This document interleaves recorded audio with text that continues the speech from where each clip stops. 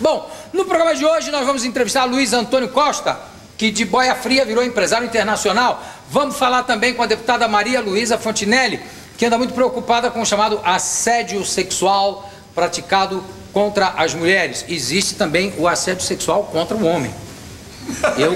É verdade? Eu sou assediado sexualmente com muita frequência. É verdade, tem mulheres que não resistem. O mesmo acontece com o Rubinho. Não é verdade? É verdade? E o Bira já foi currado no metrô 3 vezes. Depois... E pelo jeito ele gostou. Depois é a vez de entrevistar a cantora lírica e professora Maria Aida Wüscherer, que por acaso, vejam vocês, a coincidência, também é minha tia-avó. E eu só descobri há pouco tempo. O programa termina com a canja de la tanguera Maria Garay. A Ângela Maria da Argentina, ela tem uma voz impressionante, essa mulher. Uma coisa, sabe, de uma densidade. Bom, eu agora vou lá dentro remarcar um pouco o script do programa e volto dentro de 3 minutos.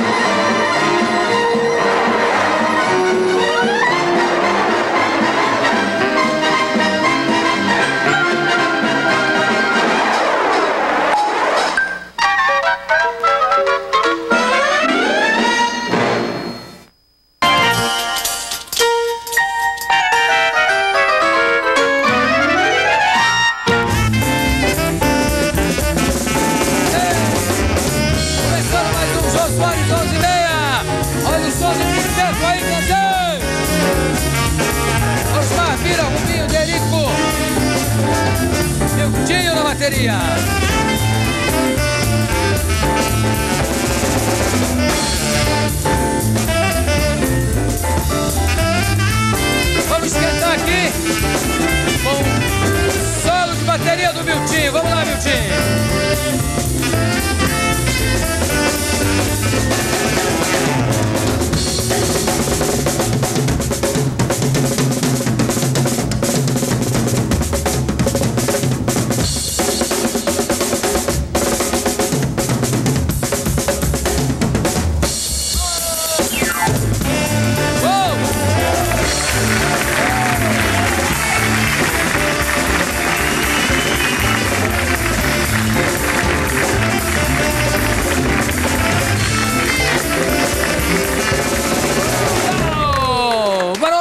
Começando mais um Jô Soares, 11h30. Eu tô com uma carta aqui que era para ser lida já há alguns programas, mas estava lá em casa, foi uma carta que mandaram para minha casa.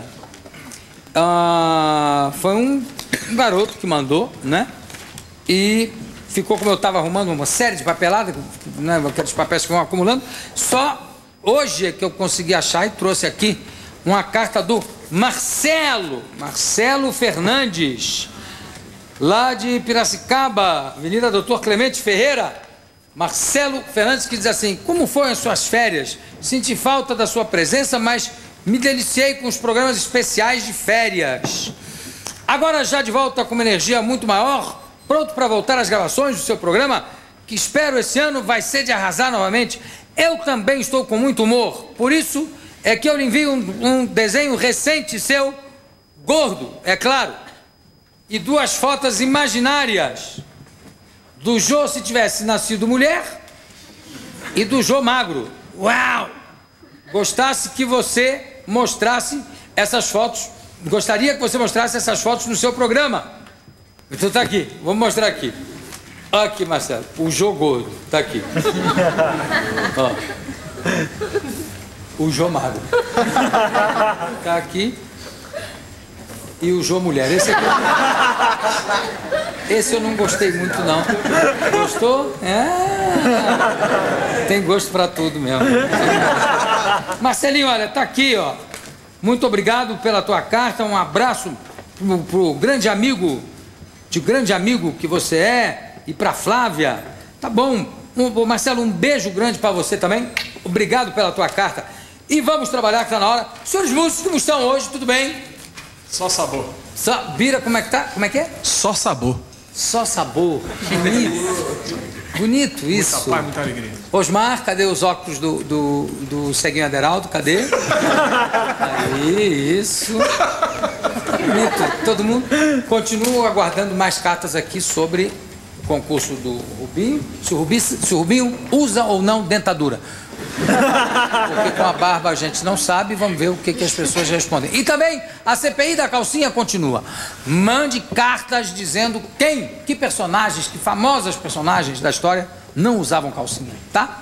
Bom, vamos trabalhar. Ele nasceu muito pobre, trabalhou duro, fez fortuna. Eu vou conversar com o mineiro Luiz Antônio Costa.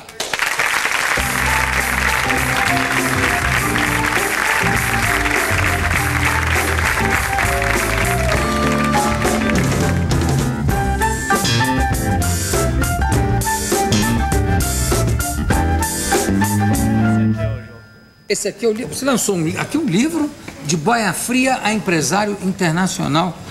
E tem a foto de você, boia fria, e aqui embaixo de empresário internacional, encostado num jatinho. No meu jatinho. No seu jatinho? É. O nome do jatinho é Zebu? Esse aí é nome fantasia, Learjet, né? Sim, claro. Imagina. Qual é o jato que você tem? Ah, eu tenho um Zebu. Tá aqui, ó. Olha a capa aqui. É um Learjet. Qual é o Learjet? Que Learjet é esse aqui? Esse aí é o 35. 35. 35. Você pilota? Só mesmo manicaca mesmo, não Lear. Só Lear, mesmo, não. só avião, só piloto Monomotor, privado mesmo, pequeno. monomotor, é. Mas você pode, quer dizer, a partir daí você podia fazer um curso, já podia estar pilotando Learjet ou não? Aí ou é muito perigoso? Não, aí vem o custo e benefício, né? Eu teria que pensar muito e perderia muito tempo na vida. Como é que foi esse caminho do eu era assim, fiquei assim, do boia fria a empresário internacional? Você hoje tem 38 anos, uma empresa com 1.200 empregados, tem uma filial em Miami. Como é que começou tudo isso? Ó, Jô, é simples, mas eu gostaria que o público entendesse que a comunicação, a gente, por mais expert que a gente seja, o máximo que a gente consegue é de 8 a 10%. Então eu queria deixar claro o seguinte: para ser rico, a primeira coisa que precisa é querer ser rico. A maioria das pessoas mente para si mesmo, não quer não, porque para ser rico tem que trabalhar, não existe outro jeito. E tem que trabalhar muito, não é pouco não. Tem uns que enriquecem sem trabalhar. Alguns que enriquecem sem trabalhar, mas tem que trabalhar muito. Mas você pode... Quantas horas por dia você trabalha? Trabalho uma média de 14 horas por dia, Jô. 14 horas, todo dia? Todos os dias. E além dessa receita, tem que trabalhar, o que mais? No início não tem direito de escolha, né? Tem que poupar, e muito, no início. Mas depois é entender as regras do jogo, ou seja, naquilo que você se propôs a fazer, você tem que entender que você tem que ser melhor do que os outros. Você é da onde? Sou de Campo Florido, uma cidade de 60 quilômetros de Uberaba. Em Uberaba. Bom, aí você diz no começo tem que poupar. Como é que você fazia essa poupança quando você era boia fria? Ah, no meu caso, eu não tinha direito de escolha, né? Eu era árvore de família, então todo o dinheiro que eu ganhava eu entregava para minha mãe. E ela, de vez em quando, eu pedia um pouquinho para mim, pelo menos, sobreviver. Você tinha que idade? Eu tinha 13 anos, quando eu trabalhei de boia fria. Mas eu trabalho desde os 6 anos. Boia fria foi um dos melhores empregos que eu tive. Quando você chegou à boia fria, já foi um passo... Boia fria é uma conotação assim até injusta, porque boia fria você trabalha e você ganha conforme você produz. Agora existe muito subproduto, subemprego, aliás, que você trabalha e não ganha. Então, o de boia fria você trabalha por hora. E tem um detalhe: você trabalha de manhã, a hora que chega às 6 horas, você recebe a sua grana, sem defasagem, sem risco de inflação. E muitos empregos aí, que a pessoa tem um emprego com um nome bonito, chega no final do mês, recebe com a inflação de 40% defasada, ou seja, ele não imagina. Já o boia fria no dia a dia não tem. No dia a dia não tem esse problema. Ô Luiz, qual foi o pior emprego, já que boia fria já foi um emprego começou a melhorar? Qual foi o pior emprego que você teve? Qual foi o pior trabalho que você fez? Eu trabalhei numa fábrica de tecido, Jô, 3 meses. E na fiação onde eu trabalhava, a temperatura chegava a 50 graus. E você respira o tempo todo, aquele algodão entra dentro do seu nariz. Então, esse foi o pior emprego que eu trabalhei. As pessoas que trabalham geralmente em fábrica de tecido, em fiação, vivem geralmente 20 anos, 30 anos a menos do que a média das pessoas. Por causa dessas condições condições de trabalho. De temperatura, condições de trabalho. Tem que trabalhar, eles alegam que tem que ser quente para o algodão, não sei qual o motivo que eles alegam, mas eu sei que por precessão você recebe aquele algodão no seu nariz. Que outro tipo de trabalho você fez assim? Você fez algum tipo de trabalho isolado, quer dizer, sem ser funcionário de uma fábrica? Não, eu tive o privilégio, desde 6 anos de idade, na cidade onde eu morava, a cidade tinha 3 mil habitantes, eu sempre trabalhei por minha conta. Uma única vez que eu aventurei trabalhar, as únicas vezes foi nessa fábrica de tecido e de boia fria. Por minha conta, que eu falo assim, eu pegava verdura para vender na rua, eu sempre procurava trabalhar assim de empreito, pegava um empreito para fazer, né? Então, eu não tenho assim, nenhum trabalho que eu não gostasse, não. Quando você vendeu verdura? Vendi muito. Quantas horas você dormia por dia quando vendia verdura? Quando eu vendia verdura, o que a minha mãe fez comigo, coitada, se ela soubesse, ela jamais teria coragem de fazer. Eu, aos 13 anos, quando eu deixei de ser boia fria, eu peguei o meu salário, o meu fundo de garantia, 13º, e montei uma quitanda de verdura. Montei uma quitanda de verdura e eu tinha que ir todos os dias buscar verdura no Ceasa. E a pessoa que ia fazer o frete, que a gente chama, que ia trazer verdura do Ceasa até o meu mercadinho, me acordava todos os dias às 2h30 da manhã, Jô. Todos os dias, 2h30 da manhã, inclusive sábado e domingo, que é o dia que mais tem movimento. E eu estudava à noite até às 11 horas. Então, na sala de aula eu dormia a aula inteira. Os professores não acreditavam o que estava acontecendo, porque geralmente quando o aluno está dormindo, o professor conta uma piadinha, o aluno acorda e vira aquela gozação. Mas no meu caso, nem acordar, não acordava. Eu continuava dormindo. Então, ele contava piada e você lá... dormindo. Apagadão. Foram 3 anos e meio de muita luta. Agora, quando é que começou a poupança? Vocês primeiro tem que poupar, não tem jeito. Quando é que começou? No mercadinho de verdura eu já comecei a poupar escondido da minha mãe. Eu já fui lá na Caixa Econômica Estadual, minha tia trabalhava lá. Eu falei, tia, não quero que a minha mãe fique sabendo que eu tenho essa grana, não. Já comecei a poupar e foi lá que eu consegui fazer uma poupança que deu para mim comprar um carro, aonde deu para me pagar metade do carro. Se eu vendesse toda até a roupa do meu corpo, eu dava para pagar só metade do carro. Mas eu consegui um gerente de um banco que sensibilizou com a minha vida, eu alegando para ele que não dava mais para levantar 2h30 da manhã, estava difícil. Eu estava com 13, eu estava já com 15 anos, então é a fase que você está desenvolvendo, você está virando homem, você está mudando a voz, está mudando seu físico. E eu contei a situação para ele e ele falou, Luiz, então vamos fazer o seguinte, eu vou alterar a sua idade e vou colocar esse carro no seu nome. A hora que ele aumentou minha idade, na hora de fazer o financiamento, porque eu estava financiando no nome da minha mãe.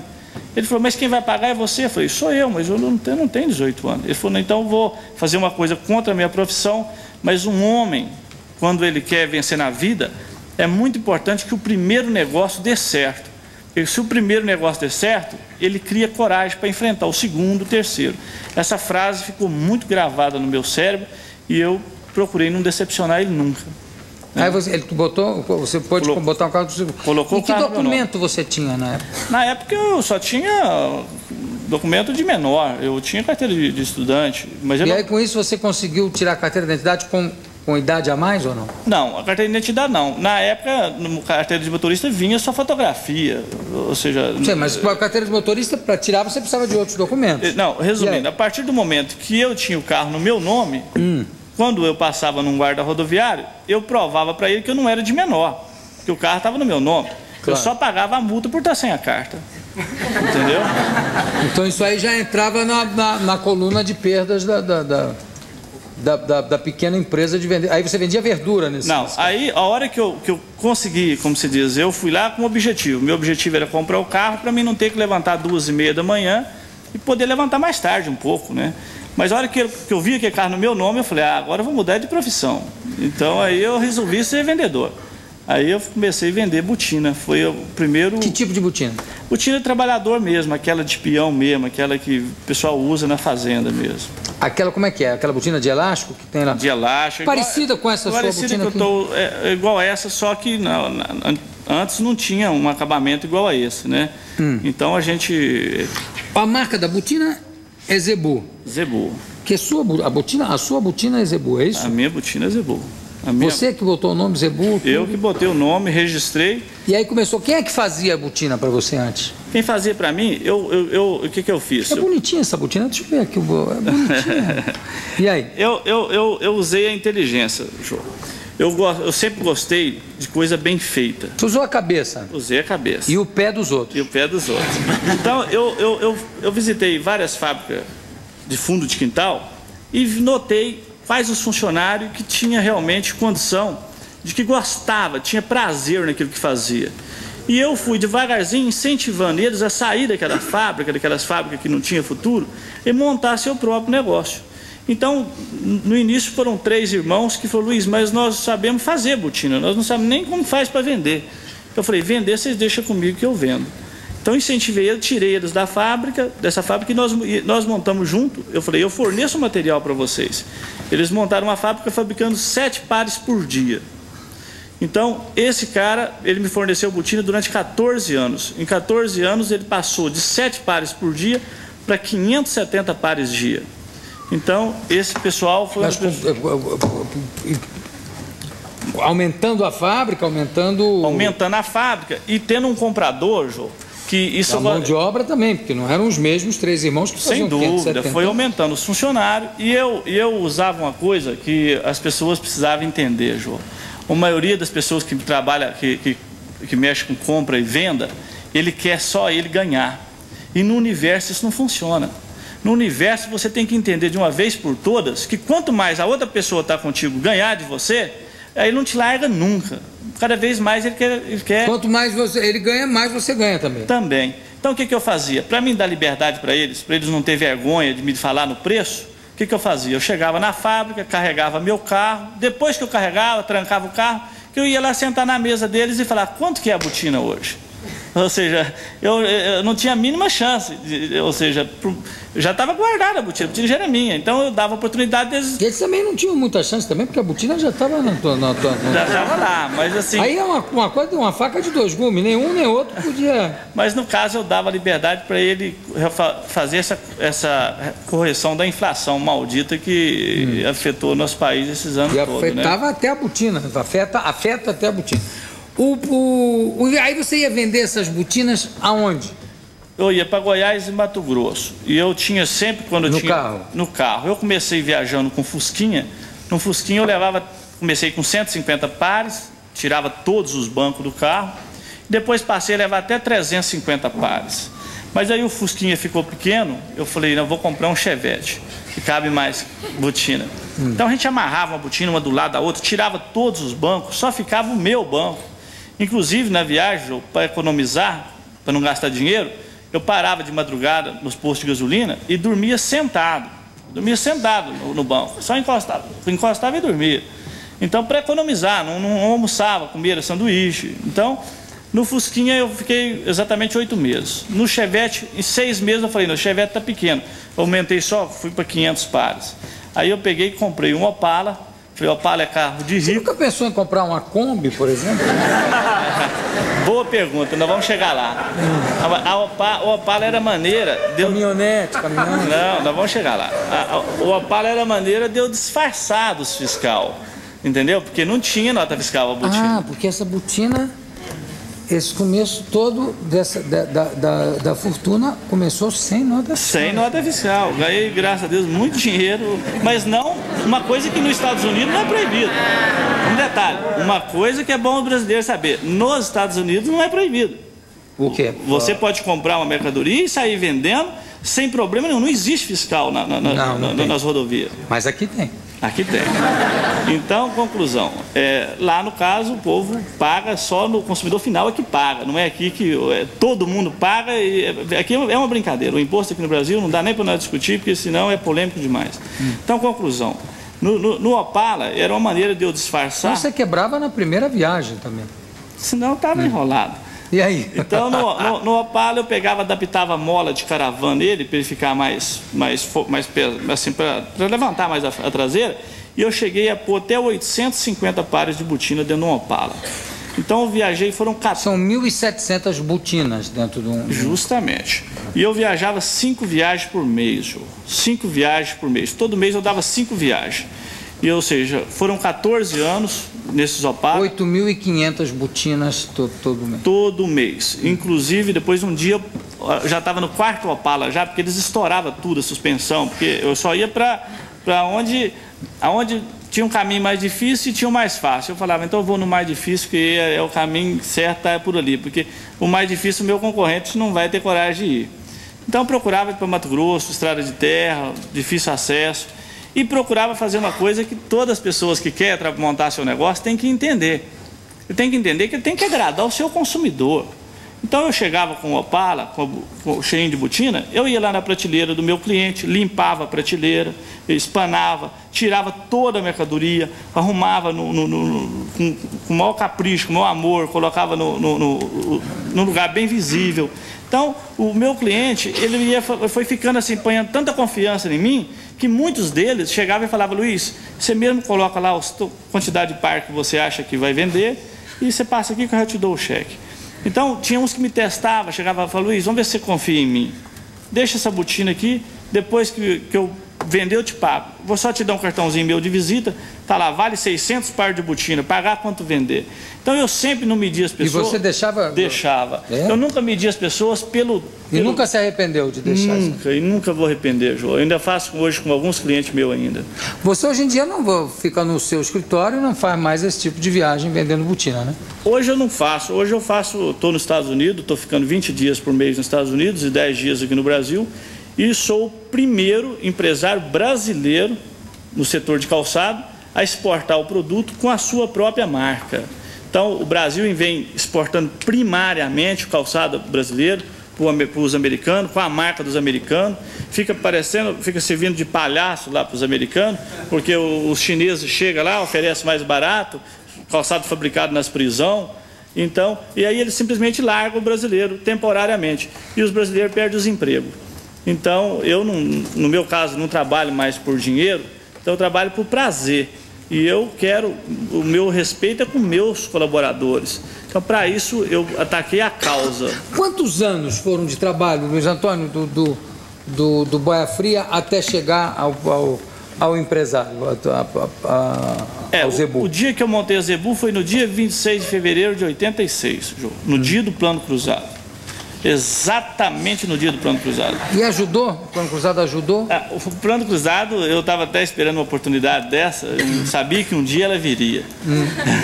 No Plano Cruzado, eu saí no dia 26 de fevereiro, fui à Franca, comprei, fiz uma dívida muito acima da minha capacidade.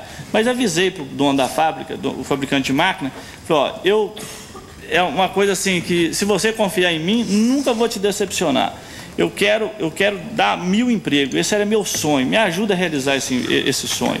Então ele me financiou umas máquinas em 6 meses para me pagar, foram muita grana mesmo.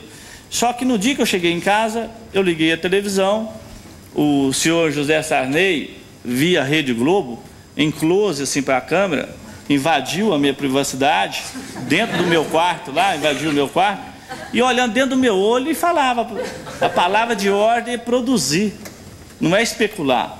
A palavra de ordem é produzir. Eu tinha chegado dos Estados Unidos naquele dia, Jô, um dia antes, 2 dias antes, eu falava, gente, mas será que existe, será que é um sonho? Produzir que vai ganhar dinheiro, não é especular? Então, aquilo eu empolguei, falei, agora ninguém me segura, agora chegou a hora. Então, a hora que eu cheguei na minha casa, que aconteceu esse episódio do José Sarney, só que eu não sabia que tinha uma armadilha ali naquele plano cruzado ali, né? De imediato, no outro dia, liguei de manhã para o fabricante de máquina e falei para ele, ó, eu te comprei com 6 meses essas máquinas, e eu acho que do jeito que está aí, você vai levar prejuízo. Então vamos fazer o seguinte, de cara eu já te proponho a partir o prejuízo. Porque tinha tablita, né? Eu falei, Luiz, mas eu nunca ouvi uma coisa dessa. Você que está me propondo antes de eu te pedir? Eu falei, é uma demonstração que você confiou em mim ontem. Então hoje provando que eu não quero te dar prejuízo. Então dali para frente eu ganhei um grande aliado. uma pessoa que, com dinheiro ou sem dinheiro, o que eu precisar na empresa dele, ele primeiro me atende, depois ele vai atender as outras pessoas. Então, aí depois de 6 meses veio a ressaca do plano cruzado, né? Veio aquela ressaca do plano cruzado. Tome botina encalhada. Eu tinha começado, eu comecei a Zebu produzindo 300 pares dia, no dia que eu comecei. No plano cruzado eu cheguei a produzir até 4.000 pares dia. Então, a palavra de ordem, ou seja, tudo que produzia vendia. Só que aí depois veio os gerentes de banco, eu havia feito alguns leasing, alguns finame, e os gerentes de banco simplesmente começou a me apertar, querendo receber, e eu falei, afinal de contas, eu acho que deve estar alguma coisa mal entendida. Eu aluguei essas máquinas de vocês, isso aí é leasing. Leasing é alugar. As máquinas são de vocês. Leva as máquinas e me deixa quieto aqui. Ele falou, não. Não vamos te deixar quieto, não. Nós vamos te quebrar primeiro. Eu pensei comigo, falei assim, só se for o braço ou a perna, porque eu já nasci quebrado. Então, eu peguei e falei, o que eu sei fazer, pensei comigo, vocês não vão conseguir me tomar nunca. O que eu sei fazer é agradar o pé das pessoas. Agradar o pé das pessoas, isso é universal, é no planeta inteiro. Então, naquela hora, consultei um advogado, e o advogado me orientou, e nós pedimos uma concordata. Quando eu pedi a concordata, a regra do jogo mudou. Aí os gerentes vieram todos bonzinhos outra vez, mas vieram assim, nem parecia que eram os mesmos de ontem. Não, vamos fazer uma composição aí, nós damos um jeitinho. Eu falei, tudo bem, pode se propor no jeitinho aí, que nós vamos fazer um jeitinho sim. Agora, se você já não tem condição de me falir, agora... Acertou tudo direitinho. Acertei. Você é casado, Luiz Antônio? Com a empresa só, Jô. Só casei com a empresa. Só com a empresa. Só com a empresa. Tem filhos? Não. Não uma tem coisa filho. Não tem nada a ver com a outra, não, né? Mas está namorando, sua namorada está aí? Candidata, né, Jô? Candidata. A fila está grande. A fila está grande? Você escuta uma moça linda dessa, escuta um absurdo desses, assim?